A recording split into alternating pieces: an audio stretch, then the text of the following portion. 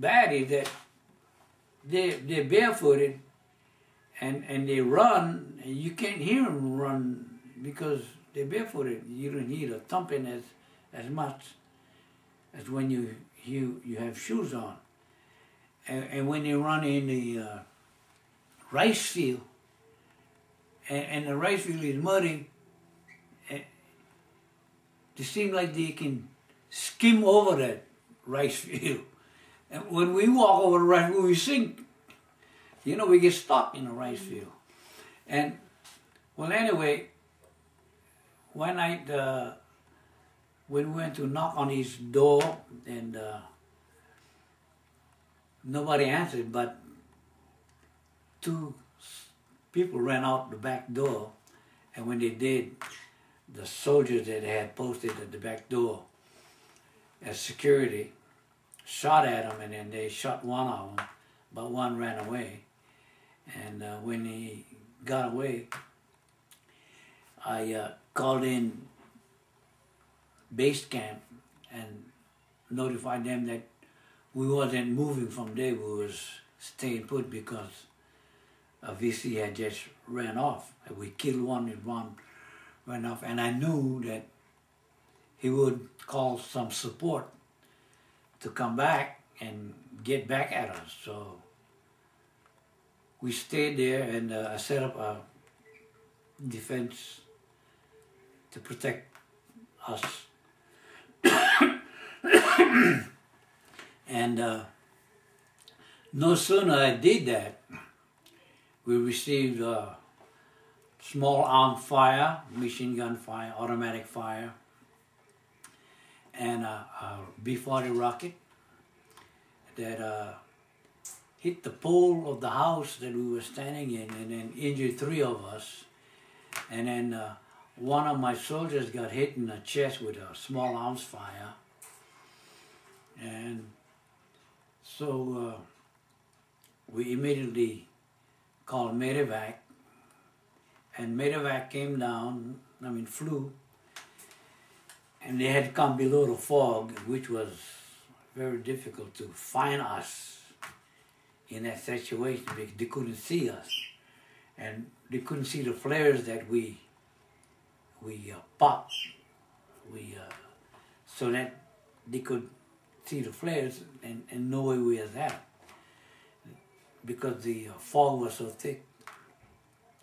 So the pilot was so daring, he came below the fog to ground level and then put on his searchlight and looked for us, just like driving a car around, you know, hovering over the rice field, over the paddies. And I sent out a soldier to flag him down, and then that's how we got a medevac.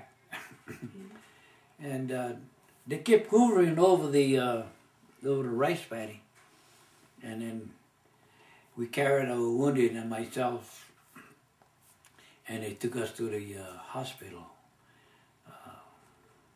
Right in Vietnam, they had those medical emergency units, and I stayed in the hospital. I think 3 days after my operation. They removed the majority of the bullet and shrapnels that I had from the explosion. Where exactly did you get injured? Where exactly did it hit you? Oh, I almost lose this finger here. This finger. Mm. This finger. So your ring finger? I had a Timex watch. The shrapnel hit it and cut the Timex watch right in half and penetrated in and hit me. And I have a big scar here. A big shrapnel hit me from here. And I got a bullet wound in the knee, you know, right here. I had a bullet wound right in, and they had to take the bullet out. I had shrapnel in the back too that they took out. In fact, I get shrapnel in my hand, and they can't take it out. It's too small. They only took out the big ones, you know. So you still have some in there? Yeah. Get some inside there. Do you feel it, or is No, you can't feel it. But you see X-ray, when I go X-ray, you can see it, dot, you know. So did anything else similar to that happen when you moved there? Like, did you witness any other attacks or anything? Witnessed a lot. I mean, it's happening when you go out. You don't know. You never know what's going to happen. You know, I mean, you always have to be on alert and try to be on alert as much as is possible. And I remember once we was out there, and then we got fired on, and we pursued, and pretty soon, you know, one of my soldiers got shot right in the head. And he died, and we had to medevac him out of there, and we couldn't see where the round came from.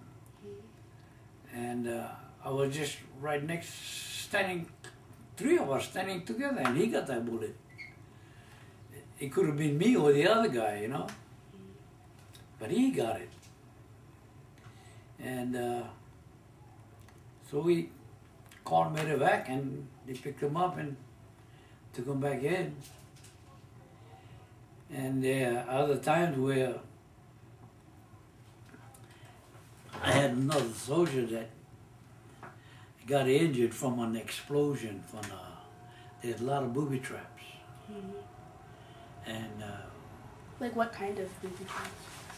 what kind? They use grenades. They use on a dike. You know the rice field. You have the pat, the high bank. They call it the dike. They call it dikes. And the soldiers walk on a dike. We walk on a dike. We don't want to walk in the mud. And we walk on a dike. So one time we was walking on this dike, and we had a point man. And I was right behind the point man. And as the point man was going, I seen this thread fish line. You know, this white fish line? He was dragging it with his feet. So I stopped him. So when he stopped, I said, "Don't move." So when we traced the fish line, he was hooked up to a peg in the ground with a hand grenade tied to the peg, and string, the line tied to the pull ring of the hand grenade.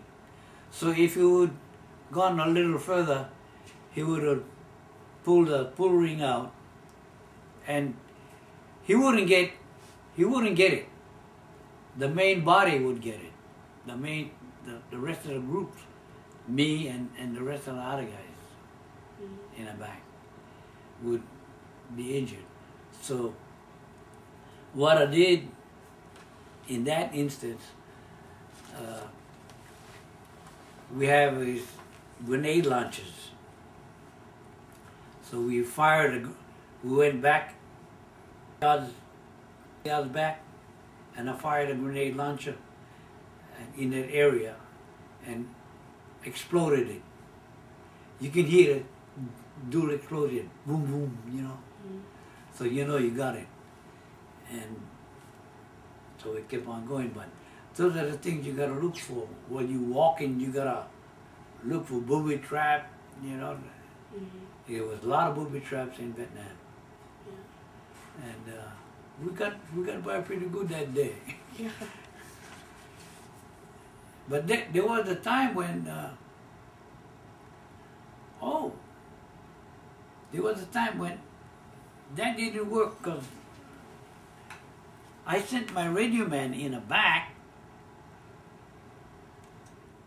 to get him away from there. We exploded it. And where he was, there was another one, and he got blown up. My radio man got blown up. His leg, I don't know which one was the right or the left leg, was sheared completely. And only the ligament was holding the leg together. So I had to get a pocket knife and cut the ligament. And we normally carry a towel, and he had a towel around his neck. So we get the towel and we wrap his leg with a towel to stop the blood bleeding. And I had a medic with me. The medic was good. We always have a medic. And the medic gave him a shot. And he gave him a shot to knock him out, and then he stopped the blood.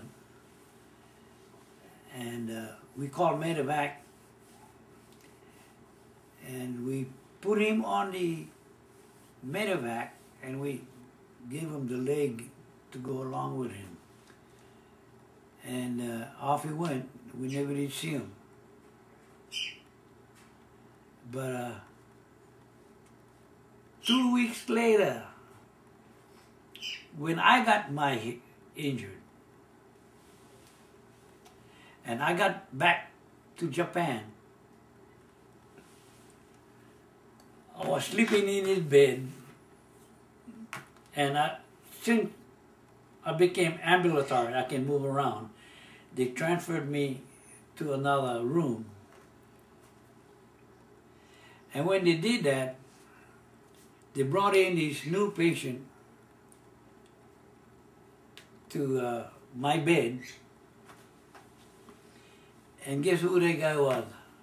The guy was that guy that lost his leg. His name was Frank Kowalski. He was from Chicago.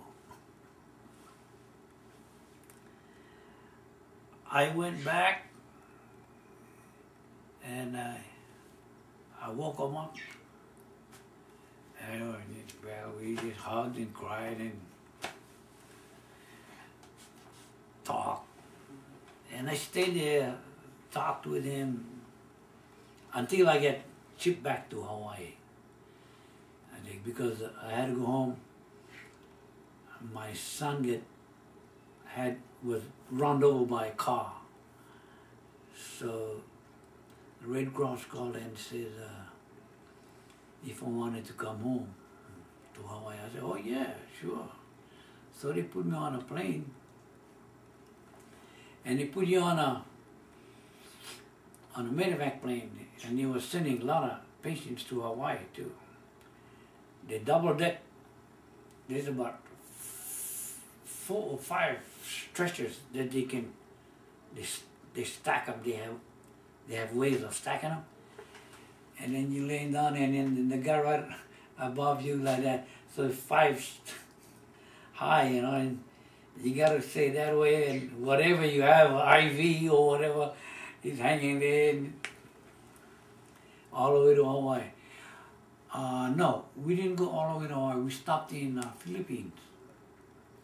In Philippines, they took us to the hospital,